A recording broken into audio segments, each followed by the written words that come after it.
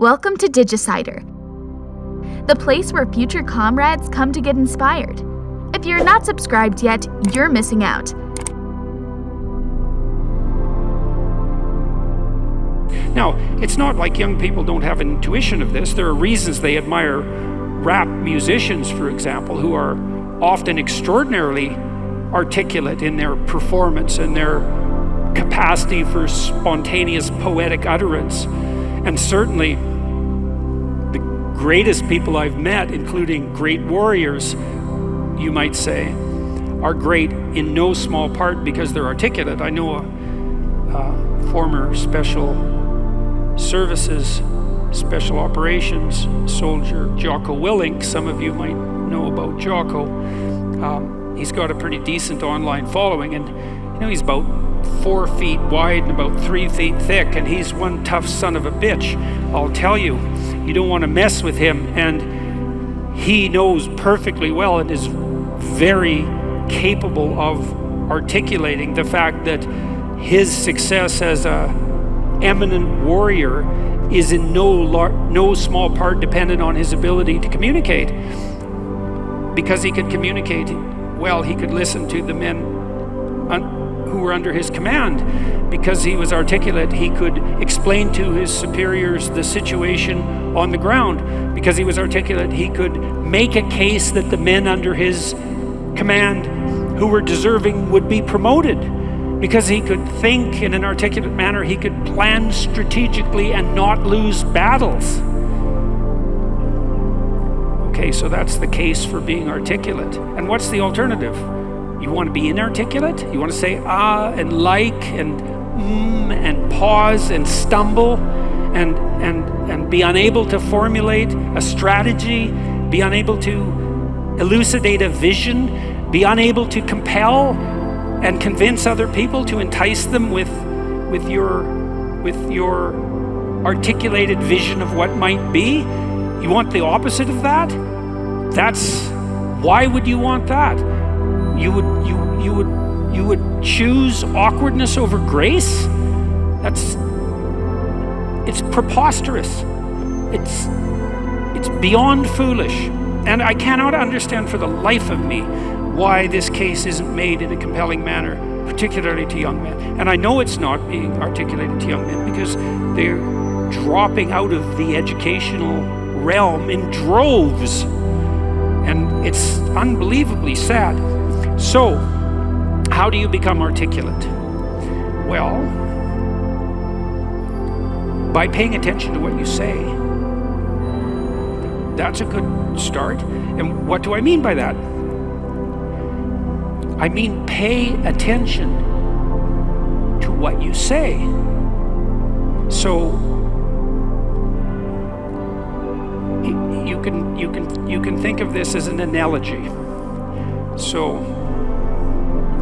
imagine that you're trying to walk across a swamp, and the swamp is murky, but there's a path. There's a path of stone under the water, but it twists and moves. And if you stay on the path, you won't drown. The crocodiles in the swamp won't devour you. And as you walk forward, you can feel with your next step where the stone might be. And then you feel it's solid, then you take that step, and then you do the same thing with your foot again. You search and you find out what's solid, and you step on it, and you move forward in that manner. That's what you do with your words. It's the same thing. You feel, and you feel, is this the right word? Is the fact that I'm uttering it putting me together and making me intact and stronger, or is it tearing me apart and making me dissolute and weak? And you can learn to do that. I learned this in part from reading Carl Rogers, who's a great clinician, and Rogers believed that the integration of language and action was a necessary precondition for operation as an effective clinician. That you had to align what you said with who you were, and that one of the things that your clients would be evaluating you for was that capability. And you might say that someone with that capability manifests themselves as genuine and trustworthy. And more than that, I would say also as compelling and interesting, although that can be gamed. But the entire combination that emerges out of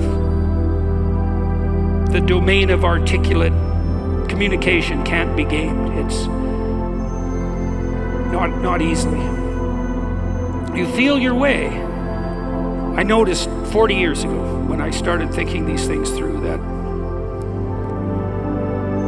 much of what I said actually made me feel weak. I didn't know why exactly, but sometimes some of the things I said didn't have that effect. They weren't accompanied by a sense of shame, let's say. They weren't accompanied with a sense of vulnerability. They were solid. And at the beginning, that was probably only about 5% of what I said. The rest of it was instrumental. It was language I was using to get my way in the manner that Tammy described when she introduced me tonight. There was an arrogance in my use of language that had to do with the desire to attain proximal victories, right? To appear smart, let's say, to win an argument, something like that. A very different idea than merely feeling my way along to see what word was appropriate for what moment. But you can learn to do that. And you can listen to yourself, and you can stop humming and hawing and using like and and fillers. And you can take the time necessary to craft your words carefully. And you can practice merely saying what you believe to be true. And you can read. And you can read great writers. And you can write. And you can write about what you think about the problems that obsess you. And you can become articulate as a consequence. And there'll be nothing about that isn't the adventure of your life. And so it's a moral endeavor in some real sense. Right? To become articulate is to become the master of your own tongue. And to become properly articulate is to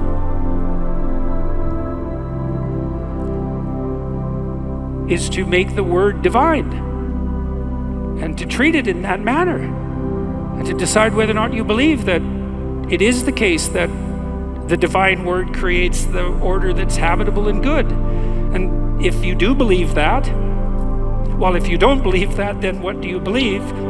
And if you do believe that, well, go all in. See what happens. See what happens if you become articulate.